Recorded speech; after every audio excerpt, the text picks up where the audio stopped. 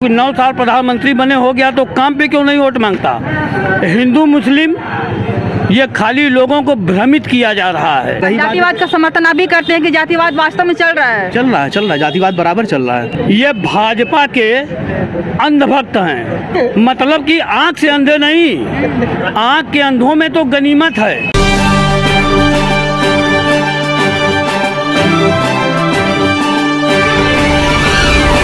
9 साल प्रधानमंत्री बने हो गया तो काम पे क्यों नहीं वोट मांगता।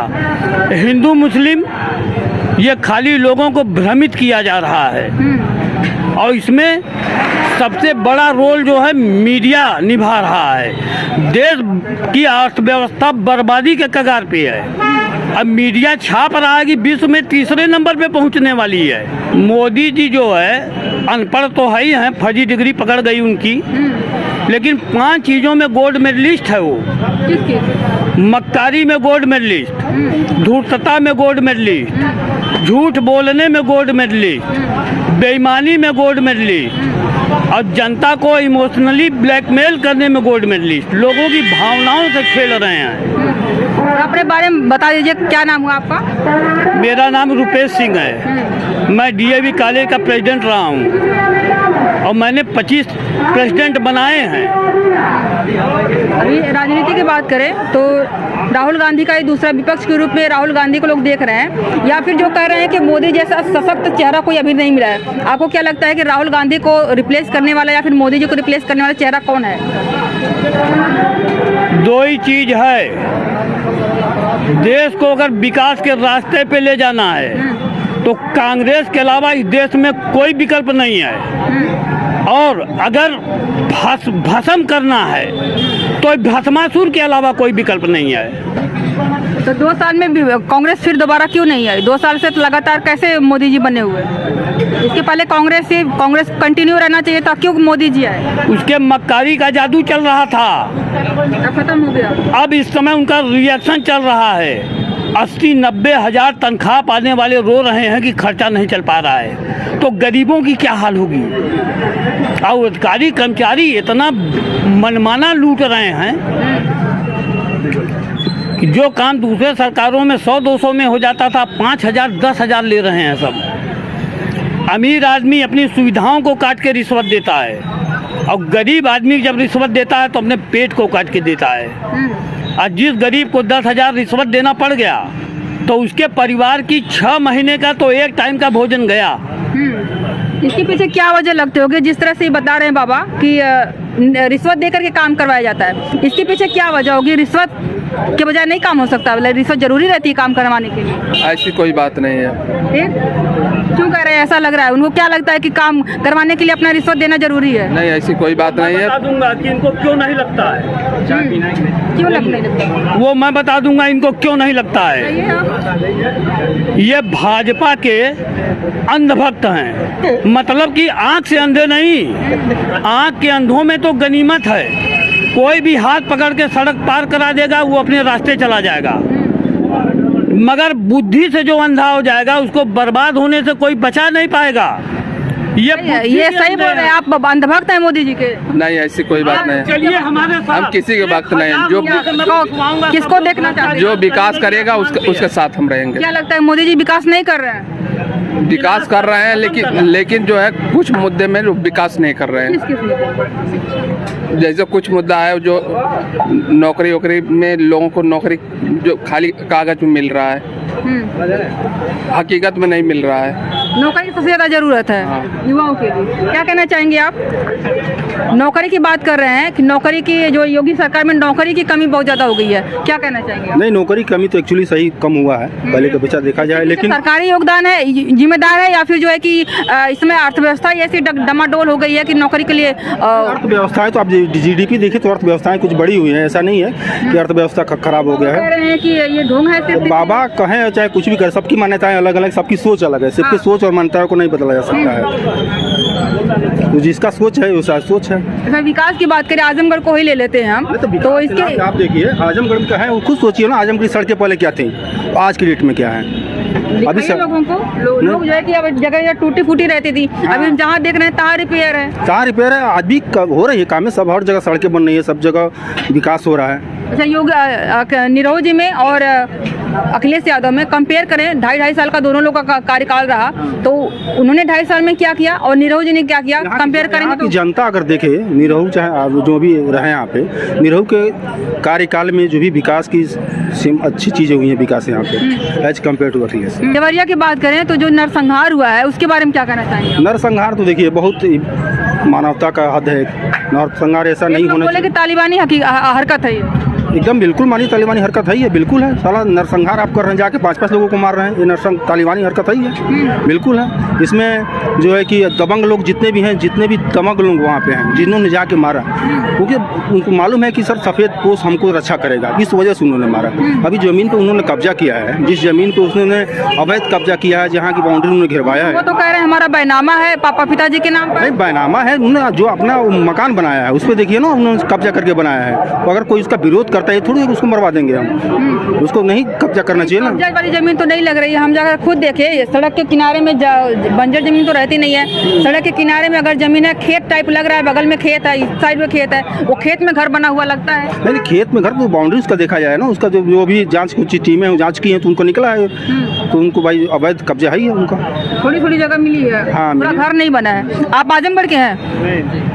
आजमगढ़ जो अभी कंपेयर करें तो आजमगढ़ में 2 सांसद रहे 5 सालों में, पिछली बार अखिलेश यादव रहे, अभी निरहु जी हैं, लगभग 2.5 साल दोनों लोग को मिला था। तो निरहु जी ने क्या किया इस समय और अखिलेश यादव ने क्या किया था 2.5 साल में? 2.5 साल में कुछ तो हुआ ही नहीं, अखिलेश यादव जी ने कुछ किया ही नहीं। जो भी हो रहा है अभी सब झलक मिली थी अखिलेश यादव? कभी नहीं मिले, तो दिखे ही नहीं, करेंगे क्या? अब तो निरहु जी दिख भी रहे हैं, कर भी रहे हैं और काम भी हो रहा है। लोग जो है कि भाजपा विरोधी बात करते हैं, भाजपा विरोधी नहीं बात करें, विकास विरोधी बात लोगों को करनी चाहिए, तो पार्टी वाली बात क्यों करते हैं? जैसे अब पार्टी वाली बात नहीं करेंगे, लोग एक साथ आ जाएंगे तो कैसे काम चलेगा? होना चाहिए ना। तो उसी तरह जैसे अंधभक्ति अब हम लोग कर रहे हैं, जो अंधभक्ति पहले कर चुके हो तो खत्म हो गए हैं। जैसे कांग्रेस तो खत्म ही हो गई है, अब तो जातिवाद वाला चल रहा है। और रही जातिवाद का समर्थन आप भी करते हैं कि जातिवाद वास्तव में चल रहा है? चल रहा है, जातिवाद बराबर चल रहा है। तब नहीं चलता था? नहीं तब भी अभी यादव लोग तो अखिलेश को तभी वोट देते थे क्योंकि यादव थे वो, तब भी चलता था, अब कट्टरता चलने लगी है। पहले जो चलता था तो नॉर्मली चलता था, हाँ, अभी कट्टरता हो गई है। अब मैटर देवरिया का भी देख लीजिए, उसमें दोनों गठबंधन हो गया है और ब्राह्मण अलग हो गए हैं, यादव जी लोग अलग हो गए हैं। ये होना नहीं चाहिए ऐसे, जिसकी गलती उसको देखा जाए और कुछ न कुछ उसमें। क्या लगता है किसकी गलती रही? अब गलती तो हम लोग कैसे तय कर सकते हैं? हमने वहाँ पे गए थे, हमने बात करी तो सारे लोगों ने यही कहा कि मर्डर किसका पहले हुआ था, तो प्रेमचंद यादव का। तो लोग बोल रहे हैं कि सबसे बड़ी गलती थी जो सत्यप्रकाश दुबे हैं उनकी गलती रही। अब गलती देखिए, जैसे एक मर्डर हो गया, अब तो मर्डर आम बात हो गई है। एक बार मर्डर, ये तो मर्डर, तो इनको यादव जी को नहीं चाहिए था कि पूरा परिवार को साफ कर दें। यादव परिवार थोड़ी गया था, तो भीड़ गई थी, भीड़ का कोई नाम ही नहीं होता। अरे ऐसी बात नहीं है, क्या अभी हम यहाँ कुछ हो मेरे साथ तो क्या भीड़ थोड़ी ना पहले आएगी? जब तक दूसरे वाले को कोई जानता ना हो, उसके साथ में ना हो कोई, ऐसा हो ही नहीं सकता। अभी विकास की बात करें तो विकास जानते ही नहीं आप? विकास के बारे में ठीक है, किसके बारे में नहीं नॉलेज आपको? देवरिया घाट के बारे में नहीं, किसके बारे में नॉलेज नहीं आपको? देवरिया घाट के, अच्छा, आजमगढ़ के बारे में नहीं पता है? मैं आजमगढ़ से नहीं।